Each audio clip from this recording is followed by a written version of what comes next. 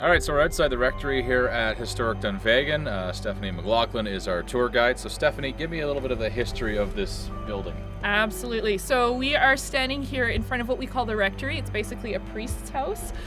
It was built in 1889, and the area that we're in is called the St. Charles Catholic Mission, and it was founded by the Oblates of Mary Immaculate.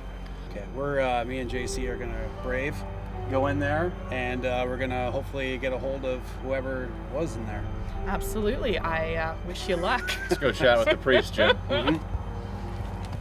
So most of the activity apparently comes from upstairs.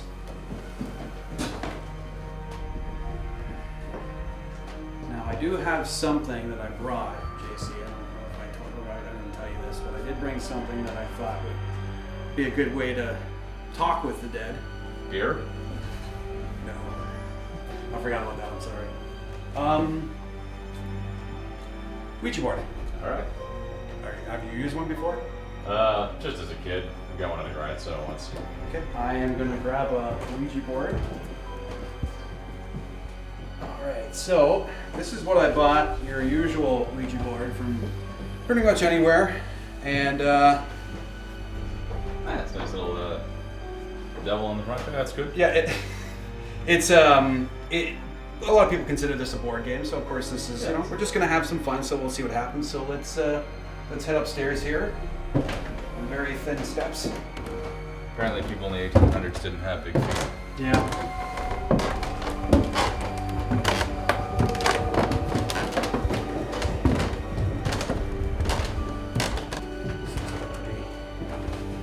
Decent area. All right. If there's any spirits in this area that would like to talk to us, please do.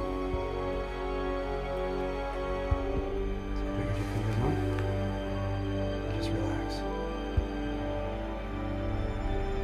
Is there any spirit that would like to talk to us?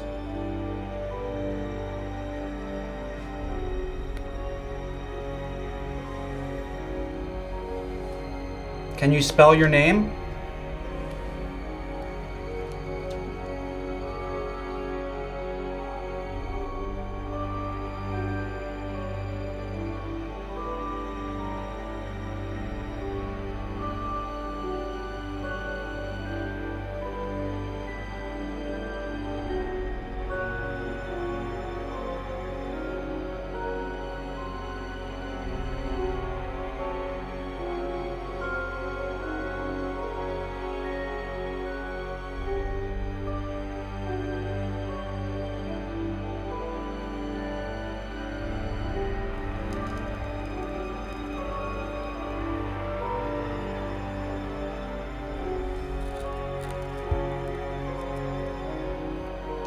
Is your name Victor?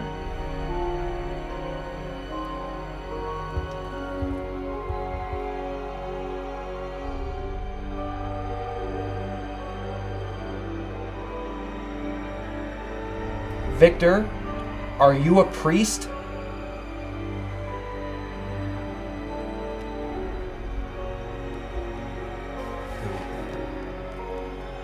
Were you a worker?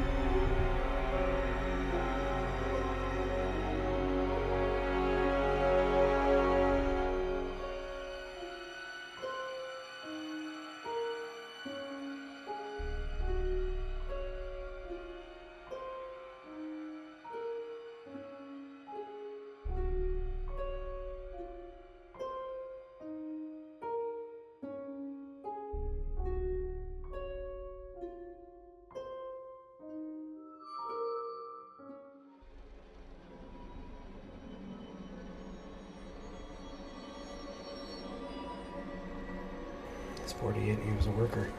Okay. And his name is Victor. Victor, are you in this room right now with us?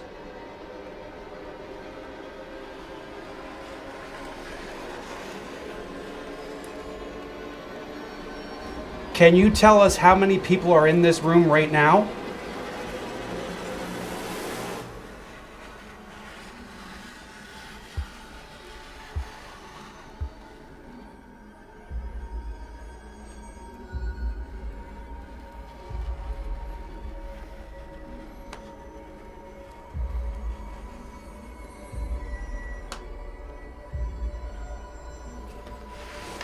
sees 3.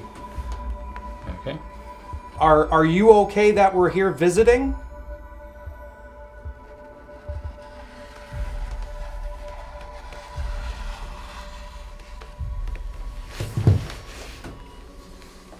Okay, so Victor is a worker. 48 years old. 48 years old. Okay. Okay, let's thanks Victor. We're moving out. Wow. Okay, Victor 48 doesn't ring a bell, but I can do a little bit of looking. Okay. And when I asked if he knew how many people were in the room, he would have said 3 or something like that. So we can only see 3 people. Okay. So I'm assuming that he was talking about JC, me, and him.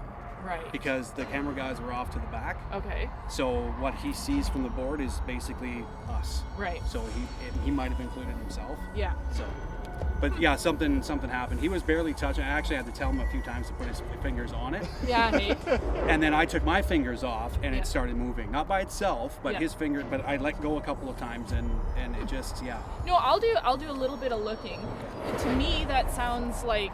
And you said worker? How did you get that? Like that's. I asked if he was a priest. He said no. No, worker. Okay.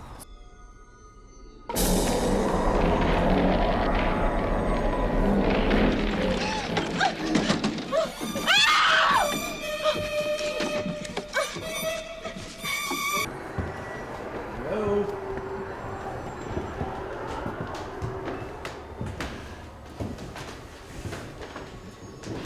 If there's anyone in here, give us a sign.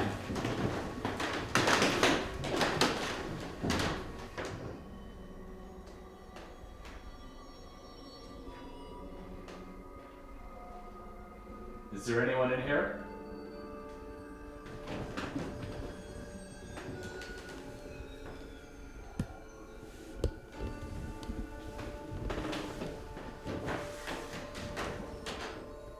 Is there anybody here?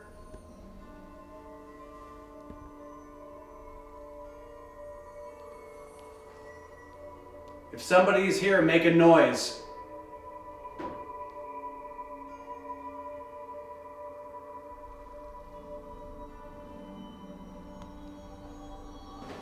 Is there anybody here that wants to talk to us?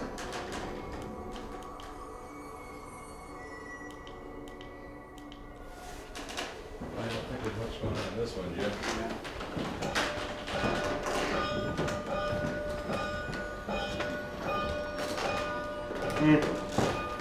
It's lunchtime.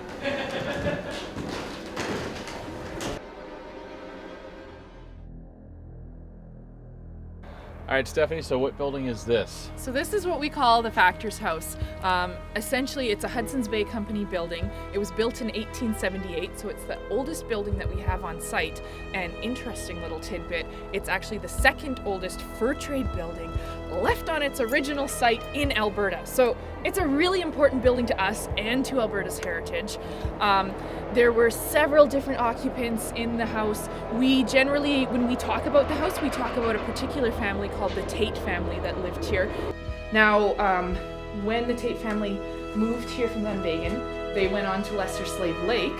On the way, their daughter Annie, this little girl here, did pass away from blood poisoning. That wasn't here at Dunvegan, but that was along the way. And then after that, they went on to, I think, have 3 more boys. So they ended up with a big family, and we don't have a lot of information about them after they left Dunvegan, but by all accounts, they had a fairly happy life while they were here at Dunvegan. Well, it was really weird being in the rectory, and when Jim asked the questions, having his phone go off, and I swear I felt something brush behind me when we were in there. This place, though, I don't feel like there's much going on, if anything, in here. I didn't really feel like there's anything going on in the church, but the rectory for sure felt like there was something in there. So we're back here at Dunvegan. The tour is over, and Jim, what did you think?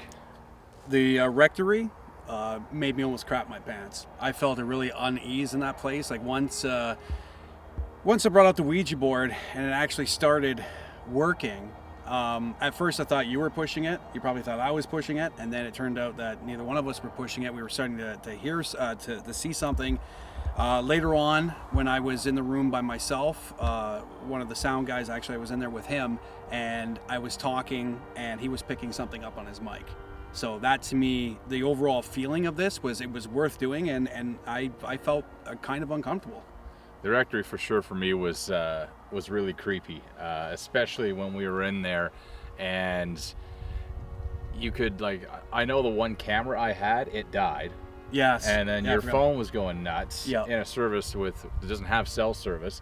So I think for sure when we get back and we listen to the audio and we take a closer look at the video, I think we're going to find something. I think that for sure was a haunted building. And I thought this was fun because you got the history behind it. It wasn't all about, just about the scares, but it was nice to get some of the nice history about when we talked about the Tate family, how they were just a good old-fashioned family that had fun, they had good values, and then you find out more history about this place, and then you kind of go into the ghost stories about the ghost stories / fairy tales of what has happened here and what people have witnessed. And unfortunately, I didn't see anything out of the ordinary, except of course for the Ouija board moving. But I mean, as far as anything walking around or nothing, and then as far as sound, we're gonna find that out.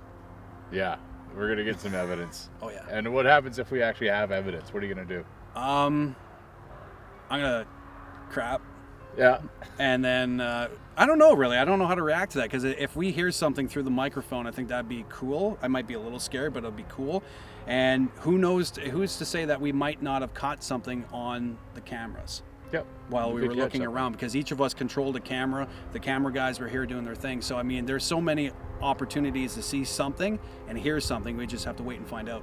By the way, I want to say thank you again to Stephanie here at Dunvegan for setting us up on this little ghost walk tour, and also thanks to the guys at CIA Solutions for doing the handiwork with the video stuff today. That was fantastic. Thank you so much. Start of our ghost hunting career. I'm pumped, man. All right. Like I think I can handle doing this. If you got any other ideas for next Halloween, for a Halloween thing for us to go to, let us know. Yeah, we're unlicensed, so it's great. I want to be Zach though, from Ghost Hunters, Okay, because he's supposed to be the coolest guy. sure. Yeah, anybody that hunts ghosts is super cool. He is. It's dope. All right.